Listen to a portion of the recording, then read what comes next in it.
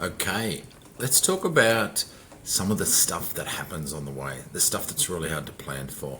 So I'm calling this the things that no one plans for in retirement, but it's definitely the things that happen a lot.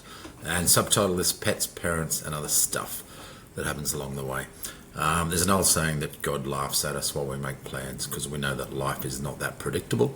I'm a great believer in the planning process, but no plan survives first contact with the enemy, so you've got to have some flexibility. So today I want to talk about how we can deal with that, but firstly, this is all general advice. We're not actually giving any financial specific advice today. This is more general life advice. But yeah, you should get advice or do your own research before you act on anything. So you will have seen our 5 essential steps to an awesome retirement. So these are the steps we use every time we make a plan. So, and it's just always, where am I? What are my goals? What are the strategies I'm going to use to get to those goals? Put it all together in a plan and then execute. Take the actions to make sure it happens. So we absolutely want to have a plan. But the most important thing is the planning process, because plans are going to change, etc. And I've been lucky enough to be helping people do this stuff for nearly 30 years. So I've heard lots of the stories. I've seen all the way the plans go right. I've seen all the way the plans go wrong. So I just wanted to talk today about some of the ways that those go wrong. So some of these are funny, some of them are not funny, but they're the real elements of life. But it's some of the stories and stuff that I've seen along the way. And I'll start off with the first one we talked about, which is pets. So often, you might be in your 50s, you're planning retirement at 60, and you get all the financial stuff down. But you might forget, and I'll tell you a couple of stories about some clients where they didn't really think about this. And one, by the time they actually retired, these guys had a cat. I got to call this cat the $50,000 plus cat a year. These guys had 2 houses, one in Noosa, where our office is, and they had one in a southern state. And their plan was to spend some time back and forward between those 2 houses over the year. So enjoy the winters in Queensland and hit the south for the cooler summers. And it was connecting to family and stuff as well. But all the years, and we planned for their retirement for about 10 years before they actually retired. By the time they retired, their cat, who they loved dearly, had reached a ripe old age. Now, I don't know cat years, but I'm going to say, let's say I was 17. I think that's old for a cat. So they couldn't, their plan originally was they had a lovely house in Noosa in a good position. And if it was Airbnb'd out, it could have easily got $1,000 a night in some of the better nights. So for the 3 months they were going to escape Noosa and head south to get out of the heat, they could have easily Airbnb their house out for $50,000 plus. But they couldn't actually do it because they needed a house sitter rather than Airbnb to look after the cat. So they hadn't thought about this. Now in the end, they got house sitters. Now the house sitters, those arrangements can vary. Sometimes people will pay you a little bit, but generally you're giving people your house in return for keeping it nice, looking after it, watering the garden, mowing the lawns maybe, but also walking the dogs or feeding the cats and the pets and the fish and all the rest of it. So in this case, they found a really good house sitter, but it meant instead of making $50,000 every year, they got the house sitter. Now the house sitter did it for nothing. There's professional house sitters which will do this. There's all sorts of different arrangements, but they had the house sitter. So that cat became known as a $50,000 cat because that was $50,000 they weren't getting each year that was originally in their plan. Now their plan was adapted around that. They had enough money that it didn't actually matter. But it became a standing joke, and eventually the cat did pass. Eventually, ironically, they sold that house, so their plans changed. But that was one pet story, some of those other pet stories, same thing. So pets getting older, and all of a sudden needing to be there. My own experience, we travel a lot. We've got a dog, so we also get a house sitter to sit in. We actually pay the house sitter to do a few jobs for us. So once again, that rules out Airbnb a house. Now that might be absolutely fine for you, but make sure you think in that dimensions as you're kind of planning. And there was another client, and I just looked down here. I've got a collection of stories here. Their plan was to jump in the motorhome when they retired, and they were going to rent their house out and literally head off for time unknown. Maybe it was going to be 2 years, maybe it was going to be 5 years. They didn't really know. And in the meantime, they could get $1,000 a week for their house. Now that went a long way towards subsidising their travel. They'd planned well, they had the money, but once again, an aging dog that meant they delayed their plan by 2 years. They retired, but they did other stuff local. They got ready, and eventually the dog passed, and they were able to jump in the motorhome. So 2 stories there where the pets changed the plan, and the other one is parents. So if you're in your 50s, your parents are going to be in their 70s and 80s, or not around, unfortunately. We all go through this, so it's a natural part of life. But often we don't think about what it's going to be like. And as soon as you go through that stage where your parents need care, you'll realise that it changes what you're able to do. So you're not necessarily able to run off and do the 3 months trips, the 6 months trips, if the parents start to care. I've got one client, early retirees, so they were planning an early retirement, and all sorts of things happen to them along the way too. But in this case, all of a sudden her parents, both of them, mum and dad, needed to go into care, and they were quite needy. His parent only had one remaining, was still in their own home, but they need a lot of help as well. So here these guys are empty nesters, they're mid-50s, they're ready to start doing stuff, but they had this massive responsibility, and it's one they wanted to do as well. So it's not these things, and I've been through this myself. I'll talk about my own experience in a minute, but these guys, so there's 3 parents all of a sudden that need stuff, and even when the parents in aged care, there's stuff that they need. They need visits, they need people, they need stuff delivered, etc. Some of you have been there, some of you will yet to come to that. So they reduced their trips, but then they realised, so she had 2 brothers. So one of the brothers was up north, one was in a different state, and eventually she had to say, hey, I need help here, we need a holiday. And the brother came down for 4 weeks while they went on a holiday. And that was being flexible, being adaptive. They still weren't doing their 3 months trips they'd planned, but all of a sudden they needed to recruit the rest of the family in to make that flexible.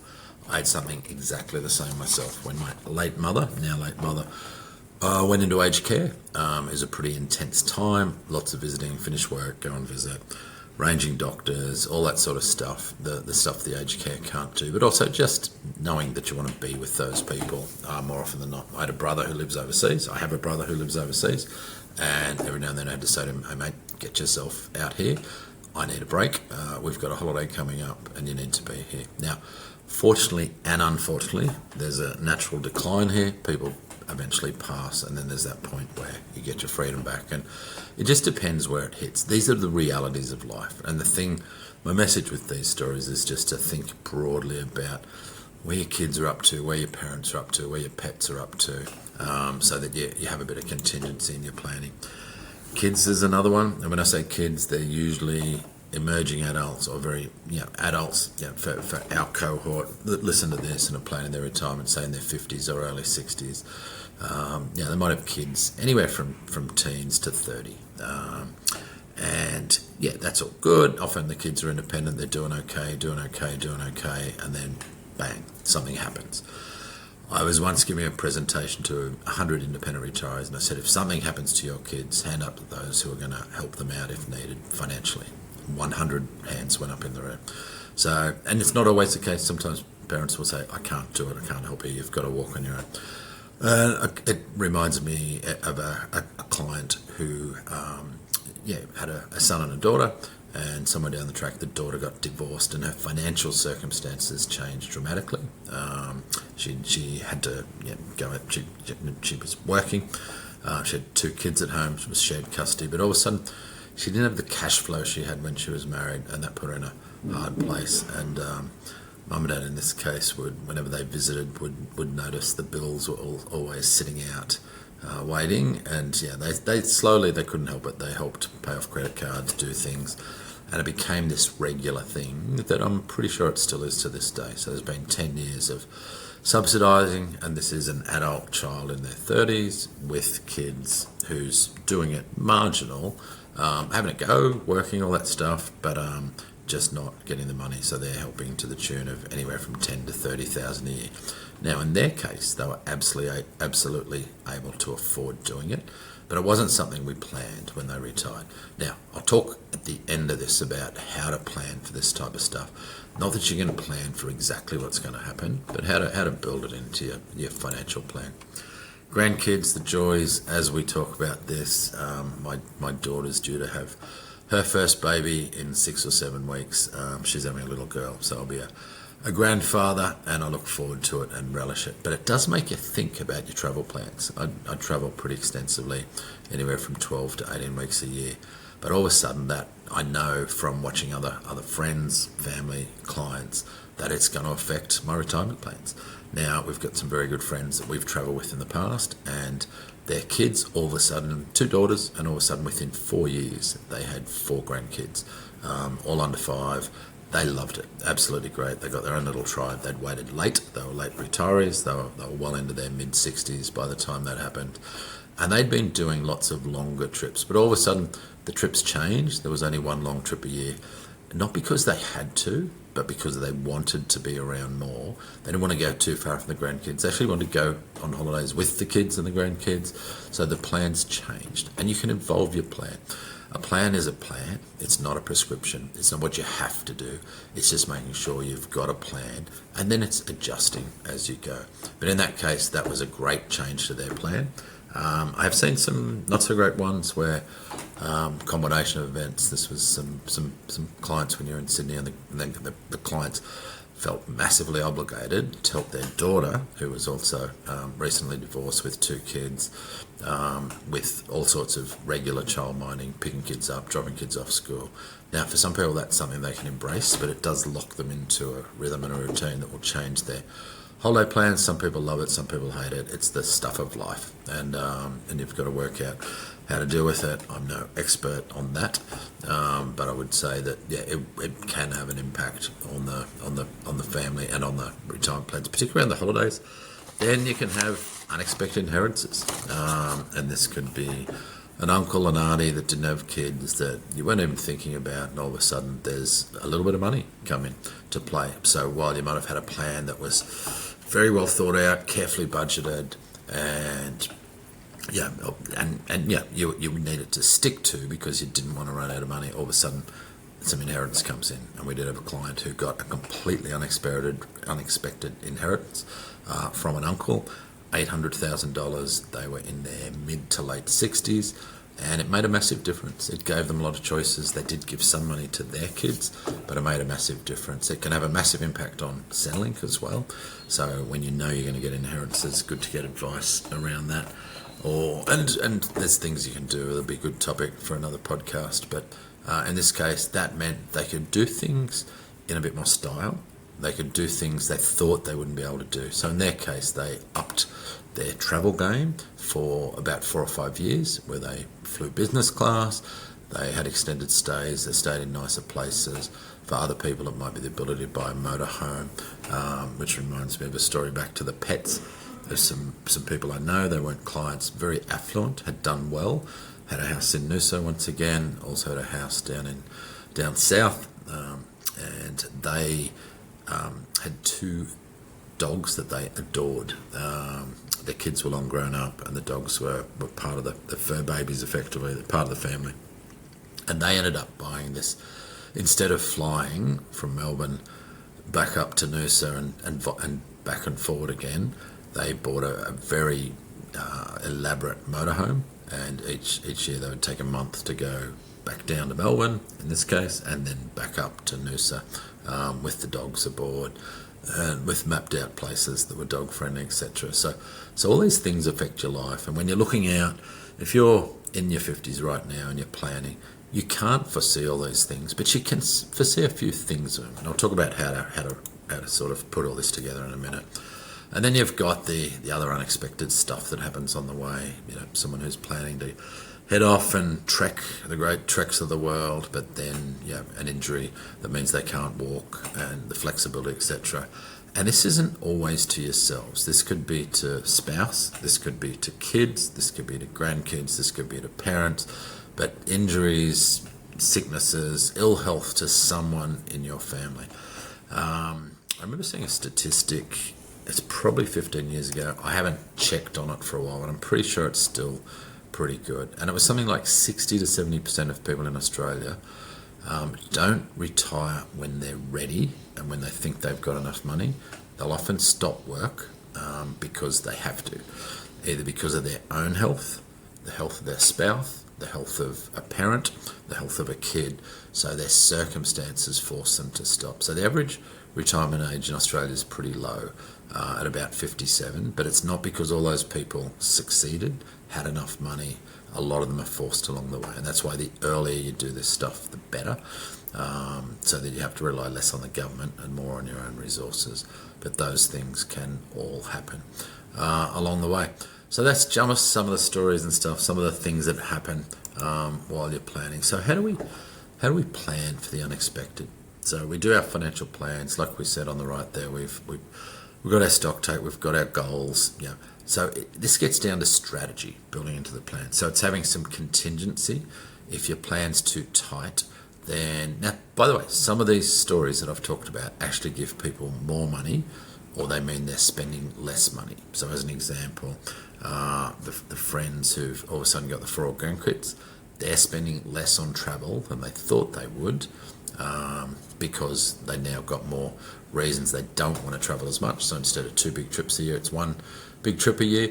Now, I suspect they're probably spending the difference on presents for the grandkids and stuff like that, but I think they're spending less.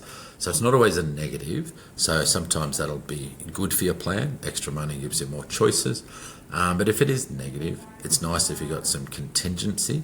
And yeah, when I look at this, one is to review the plan when stuff happens. So as we say, no plan survives contact with real life. Stuff happens straight away. So we always recommend that people review their plan at least once a year, or when circumstances change. So that would be, something happens, review the plan, adjust accordingly. You can't magically get money out of thin air, but you just might have to adjust things, whether that's spending down a bit more. That might mean leaving less of an inheritance. It might mean relying on settling for part of the retirement. It might mean where you haven't planned to rely on inheritance, you do plan to rely on inheritance. There's always things to do when you set up a plan, but at least it makes you think about and not come up with bad circumstances, like running out of money. So the main thing for most people is never running out of money. Have contingencies built in at the start. That means you just might have a goal that says you've got 200,000 set aside to help family if they need it. And in the glorious event that you never need to use it, happy days, the family will probably inherit it, or you'll gift it to them anyway, or you can do more stuff in retirement, but having it there so that if the inevitable comes up, you've actually got money there, that it's not going to dent your lifestyle and dent your own plans. So then we've got, be flexible. Yeah, don't think of your plan as your prescription. Life throws up opportunities, it throws up road bumps, it throws up obstacles, it throws up detours, it throws up things that you hadn't thought of, adventures, and having the flexibility to zip. I remember some clients who were heading around Australia in their 60s, and they just had this opportunity to go and work on a remote outback station, one of those really big ones.